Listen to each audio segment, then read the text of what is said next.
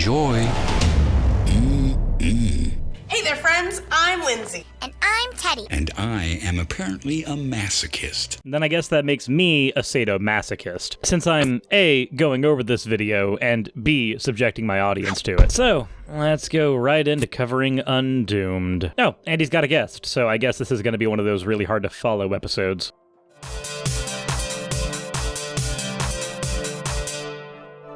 Alrighty, as per usual, let's get into the fan art and then get into the video proper. First we have One Eldritch Monstrosity by Tiny Bepsy Boy. This is Very H by Wombologist. And then something truly terrifying, what appears to be me in a room with every Rule 63 variant of my character that has ever been conceived. And I think the look on my face says everything. Truly this Halloween, there is no horror worse than being stuck in a room with several gender-bent crazy versions of yourself. Anywho, thank you all for your submissions, and let's get right into the video. Hi. Today, we're talking about...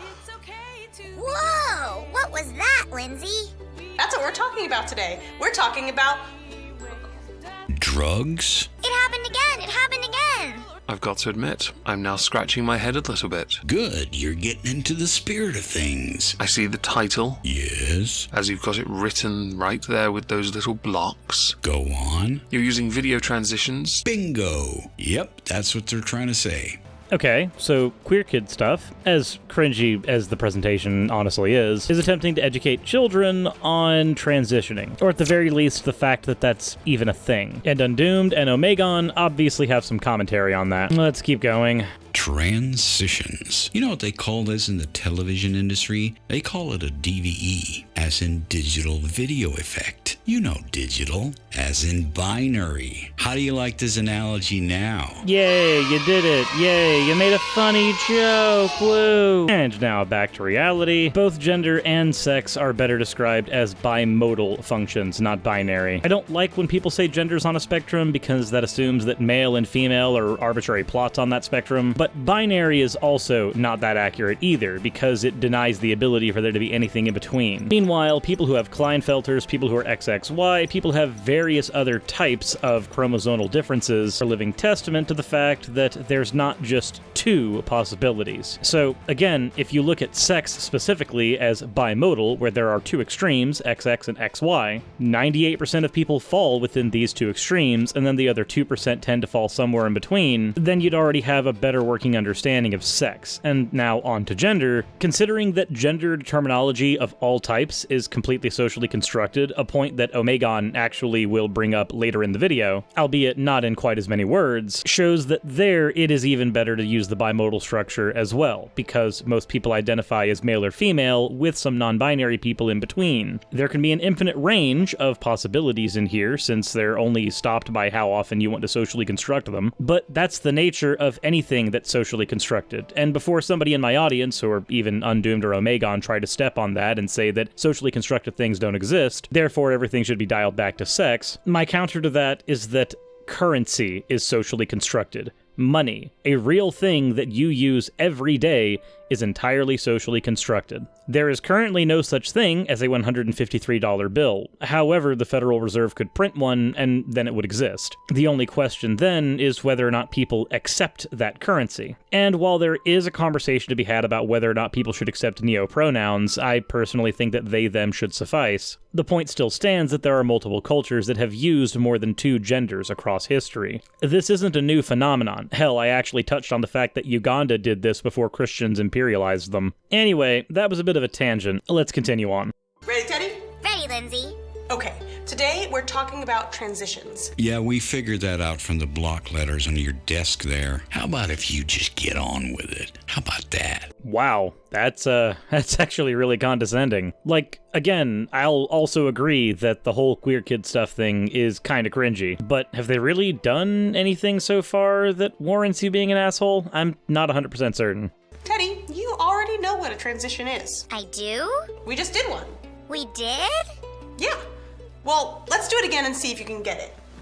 Ready, Teddy? I already told you I'm ready, Lindsay. Teddy, that's our transition. Oh, I'm still somewhat scratching my head at this one, not because I'm trying to play stupid on purpose, but because you're trying to use a video effect to explain something else, but by doing it, you have oversimplified the idea that somebody could, and with your own transitions, simply snap their finger and change. I think that's their secret dream. They saw Infinity War and then they wondered, what if Thanos could just snap his finger and everyone would turn into a different gender? But anyway, of course, transitioning is much more complicated than that. But after all, these people are stupid, wouldn't you agree? Quite stupid. Indeed. Has she actually done anything to merit that?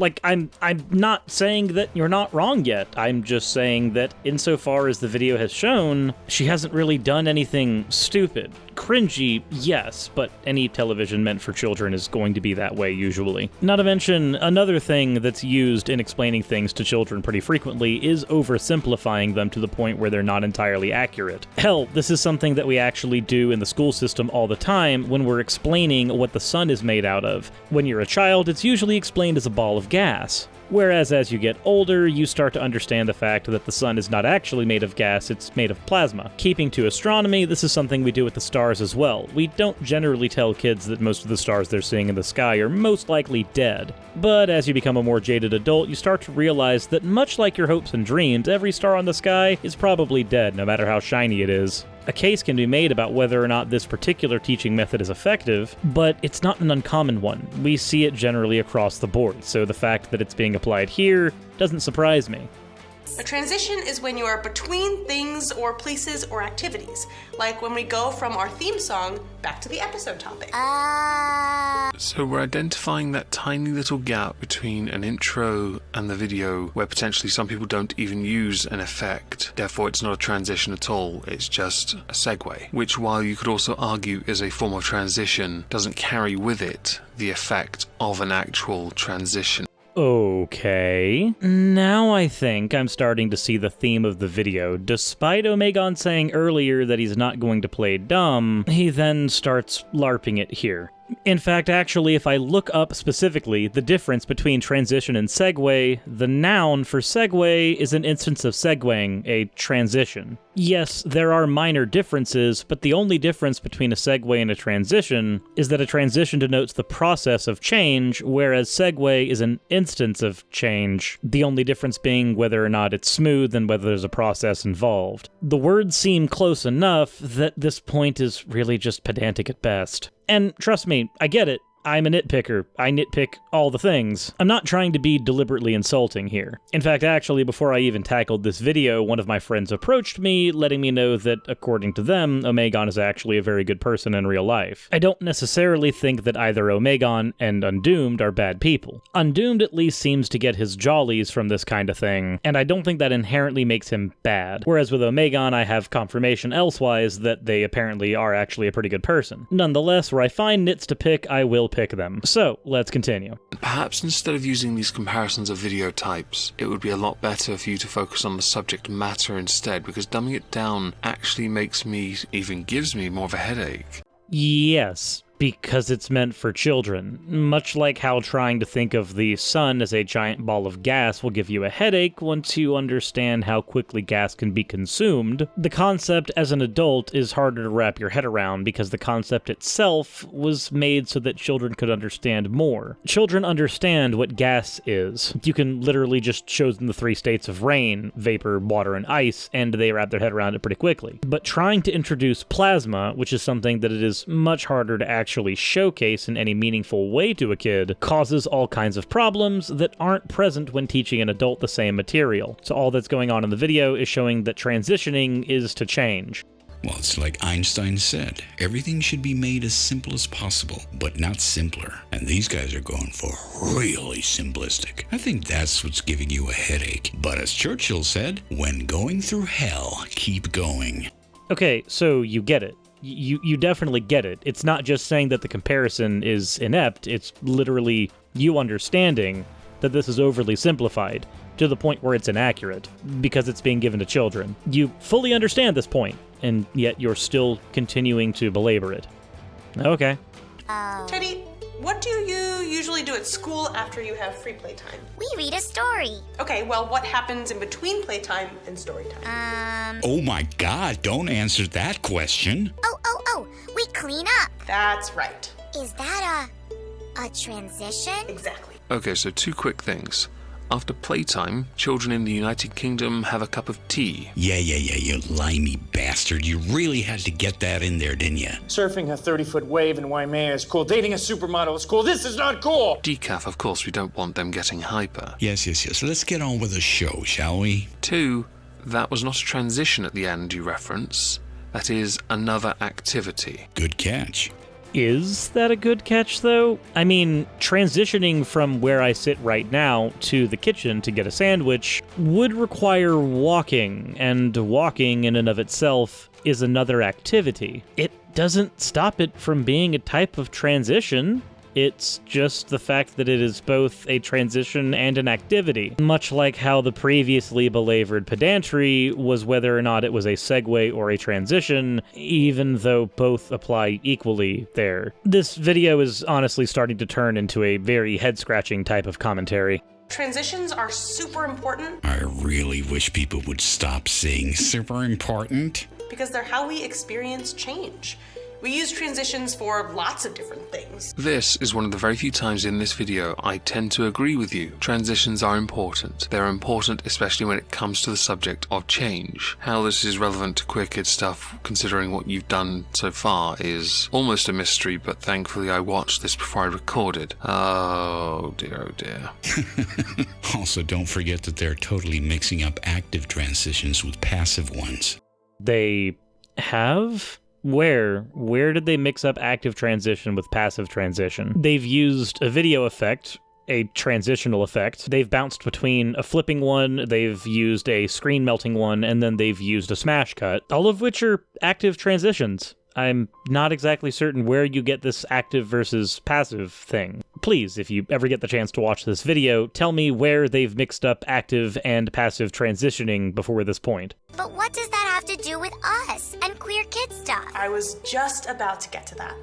I know it's been a while, Teddy, but do you remember what the T stands for in LGBTQ+? I think you forgot a couple of letters there. The alphabet people will be very displeased.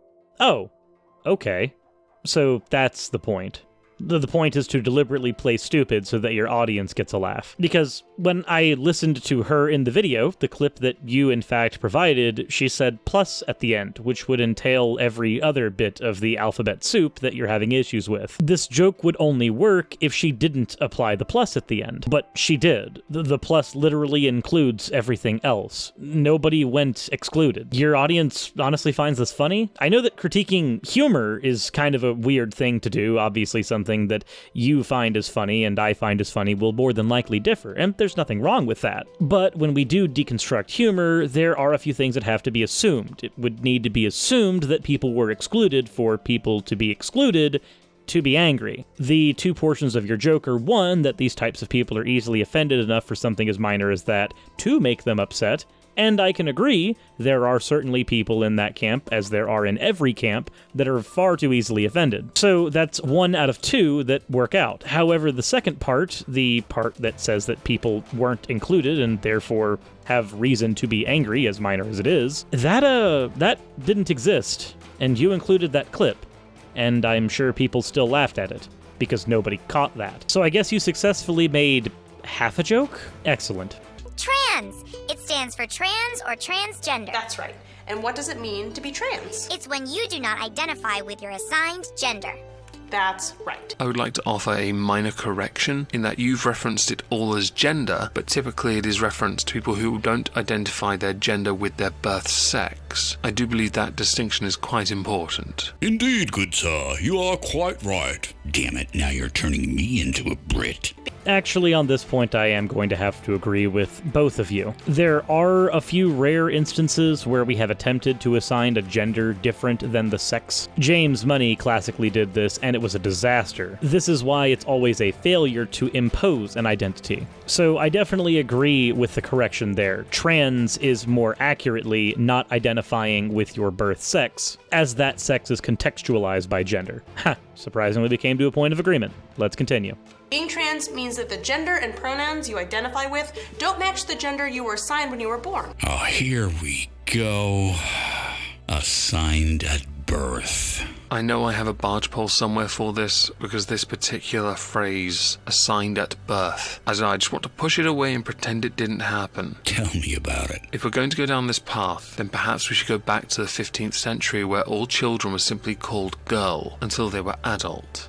So you mean these children were assigned a gendered term at birth? I mean, there is a reason that we have AFAB and AMAB as terms, assigned female at birth, assigned male at birth. Maybe we could make a case that assumed male at birth and assumed female at birth would be better, because that's really what it is. It's not assigning, it's more an assumption. Since most people seem to have no problem identifying with their sex as they do with their gender, given that that's the assumed norm, maybe changing it to assumed male at birth would be better. Assigned does have some weird connotations, but there is legitimacy to it, and let me explain. For example, on legal paperwork, you are legally going to be assigned a gender. That gender usually is assigned based on your sex. Your sex is a combination of your phenotypical expression, gonadal expression, genitalia expression, gametal expression, and of course the patented chromosomal expression. Typically, whatever seems to be the phenotypically dominant portion of sex is what we assign as the gender, legally. And this is something that can be changed later in life. So while I do share some of the criticisms behind it being called assigned gender at birth, I think assumed would be better, there is at least legitimacy to assigned as a term.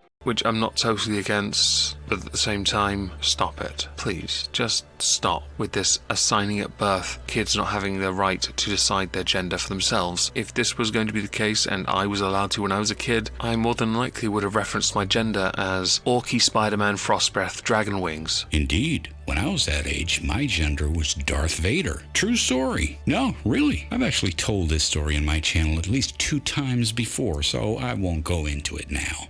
And that's because gender is a societal thing, and society has not determined collectively that Darth Vader, or whatever the hell Omegon said, is actually a gender of any kind. Again, socially constructed terms. That's how they work. They are first constructed at an individual level and then accepted at a social level. In the 19th century, in Uganda, you had the Mudoko Dako, and in other cultures you had the Hydra, and they are both a type of third gender. This is because, again, I don't know how many times I have to say it, but gender is a societal distinction. It's a social construct. I think this also falls down into the category of the only one joke crowd. Because when it comes to the gender conversation, there really does seem to be only one prominent joke, and that's any variation of the I'd identify as an Apache helicopter joke. And then a large group of people unironically clap at it and call other people NPCs, whilst emulating NPCs in the most absolutist way. And yet, for some reason, people still find it funny, like it's some sort of classic or something. I get that it's an attempt at absurdist humor, but it's some of the most played-out absurdist humor, which is completely antithetical to the idea of absurdism in humor. The absurd should not be the mundane, and yet this joke is the very definition of the mundane now. Suffice it to say, you do a lot of stupid shit when you're a kid. But what does that have to do with transition?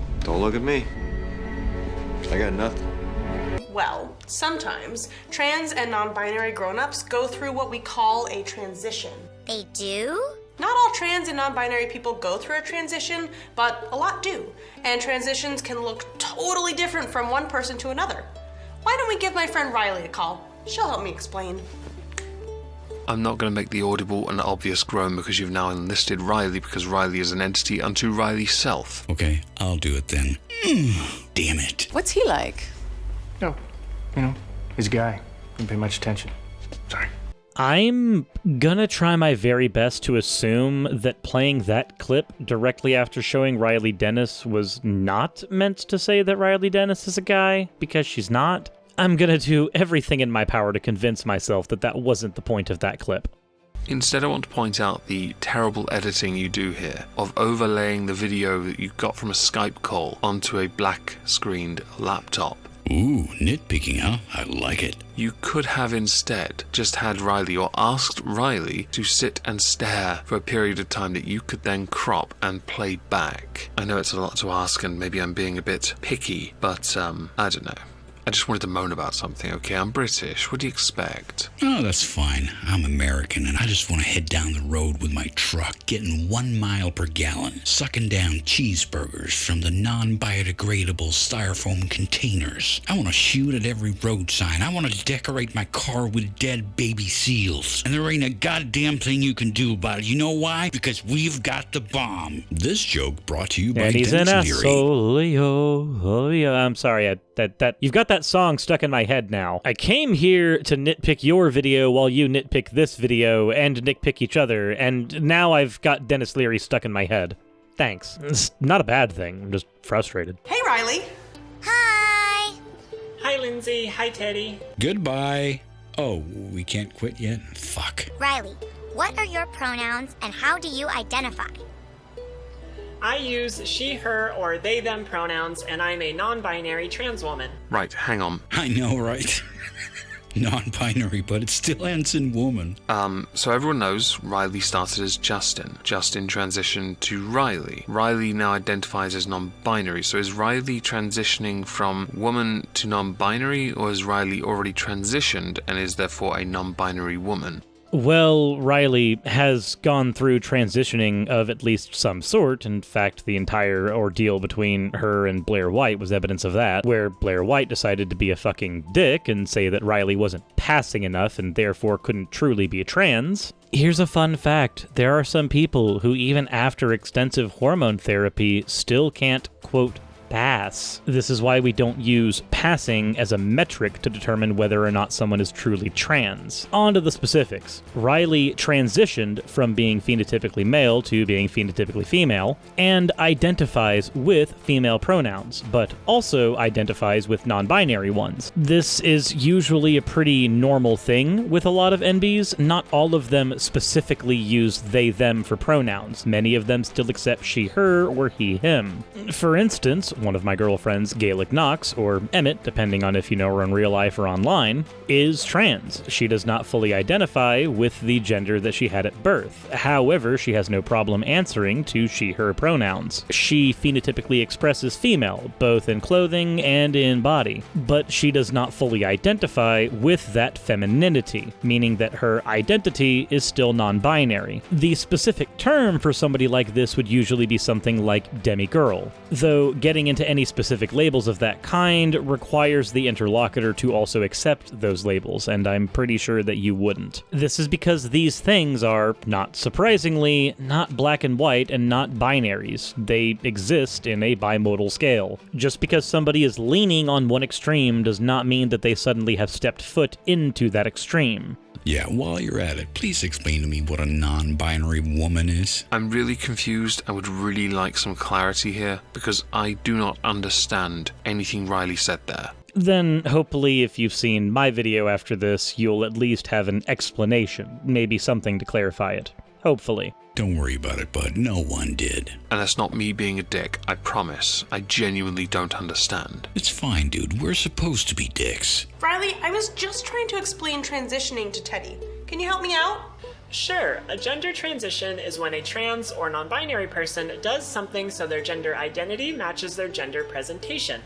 You expect kids to understand this shit? Yeah, at this point I do have to agree. That sentence right there is something that a lot of kids would not be able to understand very easily. Whereas the overly simplistic presentation of before was a lot more suited to the target audience, this one isn't exactly the greatest at explaining things to the target audience. I understood what she said, but I'm also not a kid.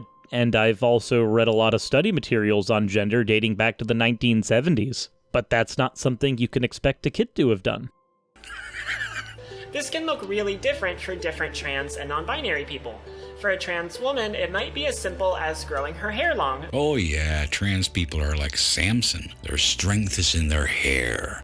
or they just happen to try to make sure that their phenotypical expression matches their identity so as to avoid dysphoria. I get it. Your jokes are funny to people who don't actually understand this concept, and therefore they get to laugh along with you in ignorance. But once the actual substance of that joke is shown to be, well, nothing, then I'm left with nothing. But there are lots of things you can do.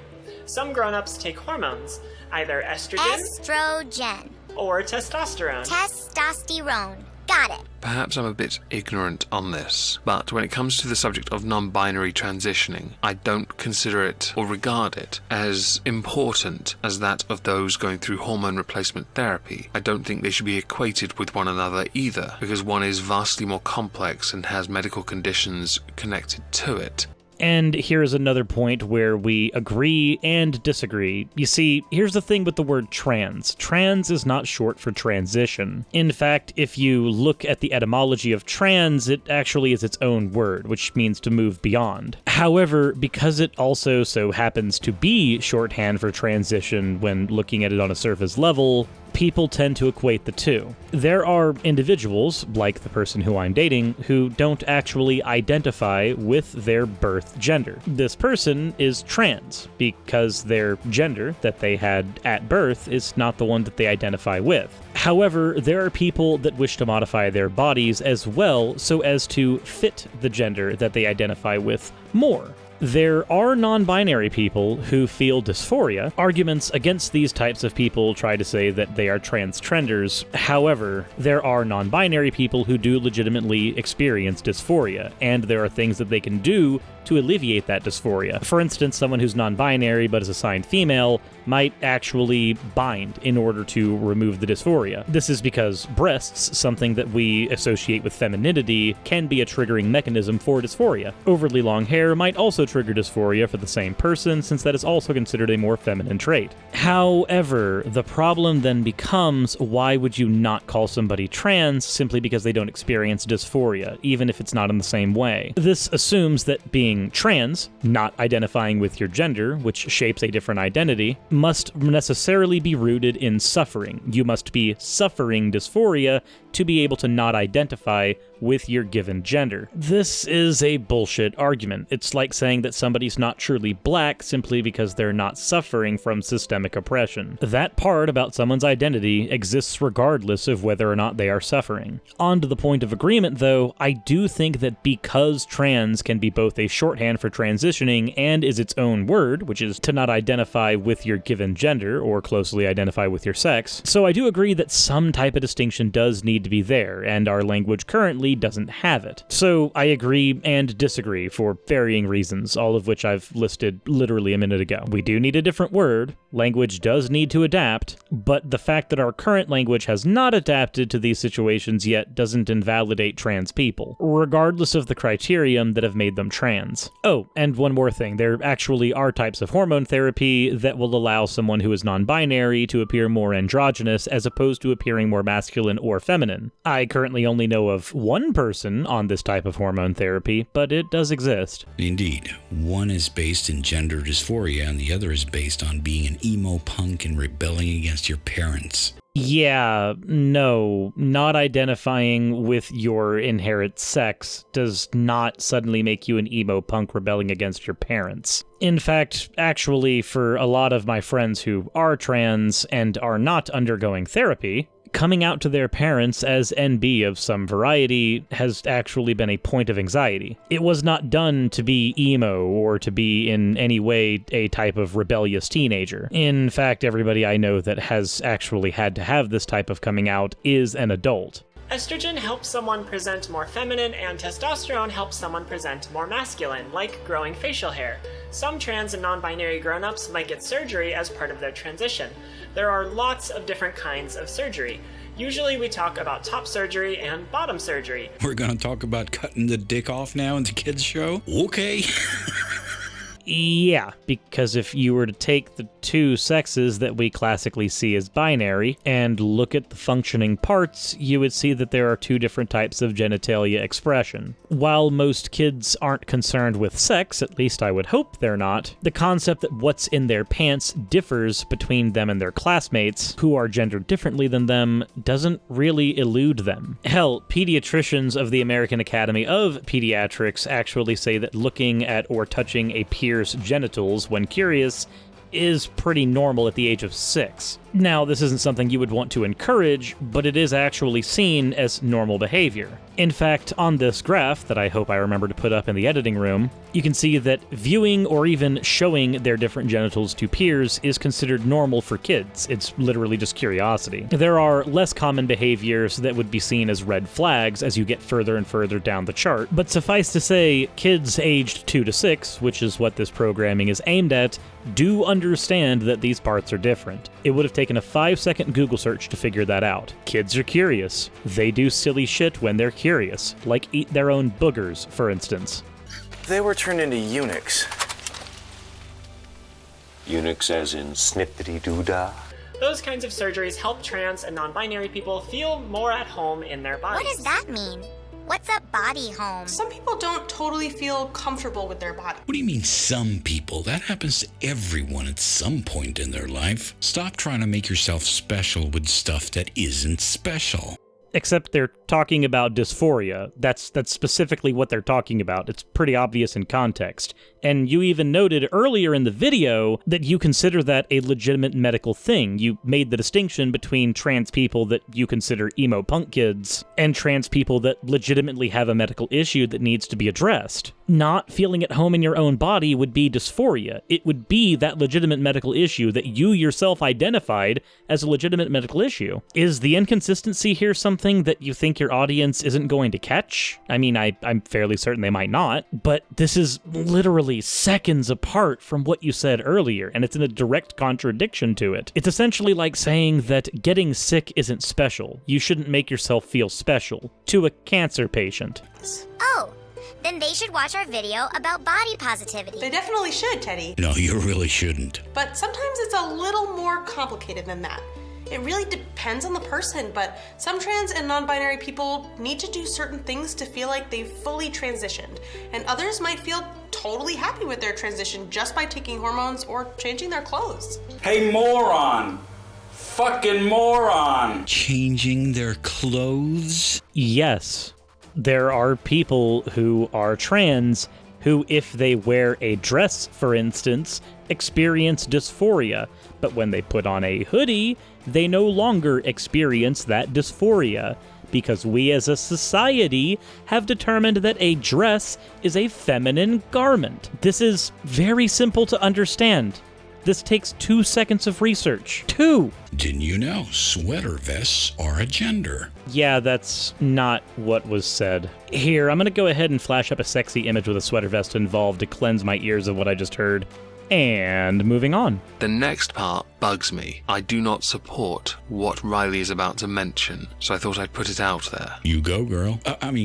Sorry. Riley's making me gender confused, alright? That's right, Lindsay. Some trans and non-binary kids might transition too. Kids who are trans and non-binary can take something called a hormone blocker that stops their estrogen or testosterone, so it's easier for them to transition when they're grown-ups. Please fasten your seatbelts and put your tray tables in their full upright position, and then put your head between your knees and kiss your ass goodbye, because Omegon is gonna have a rant. Oh goody, because I will definitely have a rebuttal. I do not now, nor will I ever support giving a child puberty blockers, hormone blockers of any kind. A child is a child, and no offense to anyone that says otherwise, but you are fundamentally wrong if you believe by having a child halt puberty will in any way help them with a transition when it is still a child mind making an adult decision. That's where you're wrong, bucko. Puberty blockers do not mean that the child has made any decision. No adult decision has been made. And in fact, before puberty blockers are used, medical professionals are consulted at every step of the way. There are parts of the puberty process that are incredibly hard to reverse later in life. Stopping these early buys time so that dysphoria is less likely to be something that someone who is trans will suffer from in adulthood. All puberty blockers do is buy time, and they have almost zero negative effects. The only real negative effect they have is that after about 5 years or so, they can cause a slight calcium deficiency. So you'll have to intake more calcium. You literally have to drink more milk. This deficiency isn't even anywhere near the scope of something like osteoporosis. What a puberty blocker does is buy time.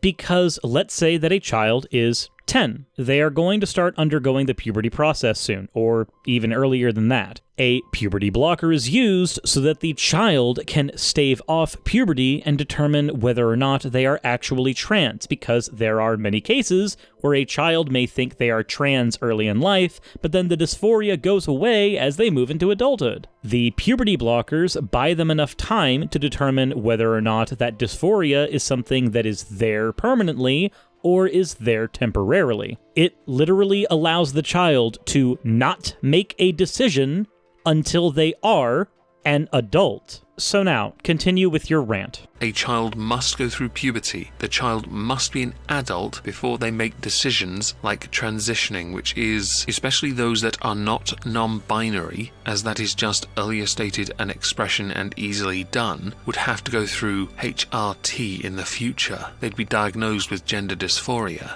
And part of that process is determining as early as possible if that dysphoria is there. Puberty blockers are a part of that process. And do you know what happens when the puberty blockers are removed? Because they don't actually stop the creation of those hormones. They stop the body from being able to properly metabolize them. The body then experiences puberty as it normally would. And to argue that experiencing puberty late is a problem, there are plenty of children who experience natural late effect puberty. It doesn't have that much of a negative effect on someone. Again, calcium deficiency. That's pretty much all we get. Using the rhetoric that puberty blockers means that the child has made the decision to transition is ignorant as all hell. Puberty blockers, like I said before, buy time so that the person can make a decision when they are an adult, when they are informed, and when a medical professional has had ample time to analyze them. Something which non-binary does not get diagnosed with. And I will be providing some links in the description to cases of non-binary people who have experienced dysphoria. Non-binary people who would get diagnosed with dysphoria. I can understand if you're not well researched on this topic. I really can. But again, a 2-second Google search isn't that hard to do. And I know this isn't coming from a place of malice. Again, I've been informed that you apparently are not that bad of a person, Omegon. And from what I've seen of Undoomed, it seems like he just gets most of his jollies off of this, like I said earlier in the video. So for the time being, I'm going to apply the principle of charity and assume that this is all coming from a place of nightmarish ignorance. Amen, brother man. There's really nothing to add to that except to say that, yes, I too do not condone child transitioning. And neither do I. I do not condone child transitioning. I condone transitioning when you are an informed adult and can make that decision for yourself. Do you know what aids in that process? Buying you the time to actually make that decision before you have to undergo puberty that would take you into a state that you ultimately did not want to be? Puberty blockers. I don't know how many times I have to say it. Puberty blockers are not transitioning. They are not making a decision. They are buying time so you can make a decision. It's like saying that reading a book has automatically made you a fan of that author. You never made the decision that you're a fan of the author. But there are some steps that allow you to determine whether or not you might be a fan of that author, like reading their material. But it's really, really important to talk to your grown-ups and a doctor about that if you think it's something you might want. I think we've covered it, Riley. Even she got tired of him now. Or her, or whatever. Huh. I guess I can just go ahead and discard the principle of charity for one of you. I think so. Yeah, I think we've had just about enough for you. I have had enough of you!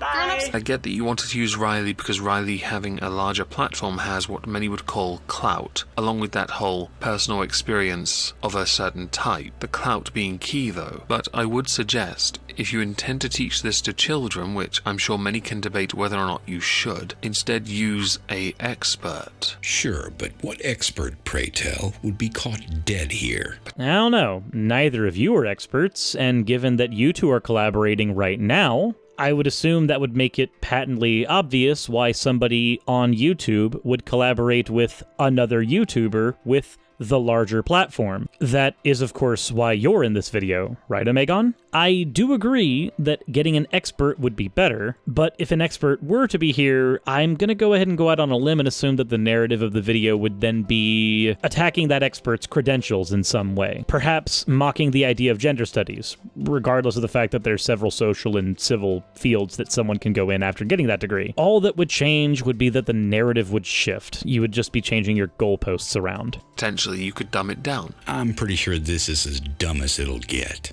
Don't forget to check out Riley's channel. She has tons of super informative videos about the LGBT. Shut up, I'm talking. Look, as much fun as me and Omegon has had with this video, this is a serious problem with our society. Allowing kids, and you know kids because we've all been one, and you know what kind of crazy ideas can take root in a child's mind. Hell, not even adults are immune to it. Well, you're right about that. You and I both have channels on this incredibly shaky platform.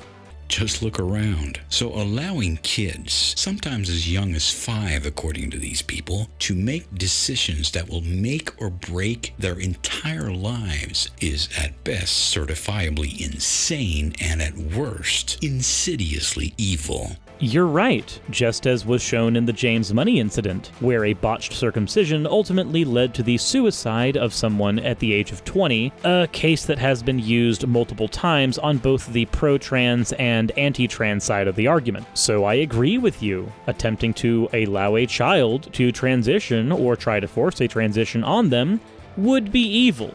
It's a good thing that's not what puberty blockers do. But again, 2 seconds of research would have shown that. We as adults need to keep in mind that kids are kids, and we should let them be kids. They shouldn't have to make decisions that could ruin their entire lives. They should never be faced with such things. Okay, but if a kid is experiencing dysphoria and thus suffering, your argument is saying that we should allow them to continue to suffer, as opposed to putting them on puberty blockers and attempting to determine later on in life if that suffering is going to continue, and then take steps afterwards. It's a lot like saying that kids should be kids, and therefore they shouldn't have to worry about things like cancer. So as a result, we shouldn't do anything to treat the cancer patient who just so happens to be a kid, because they should just enjoy their life. And if you want to say that my reductio ad absurdum here is, well, absurd, you're the one that recognized earlier in the video that this is a legitimate medical concern. And the currently accepted process for dealing with this medical concern is implementation of puberty blockers, because, again, the negative effects are almost nil. Having late-stage puberty will not suddenly destroy your life forever. I mean, look at you. You're still operating perfectly fine with the mind of a child. But just to clarify, whatever you want to do as an adult, I have no problem with. Transition every day of the week for all I care. Well, if you did that, I might just make a video laughing at you.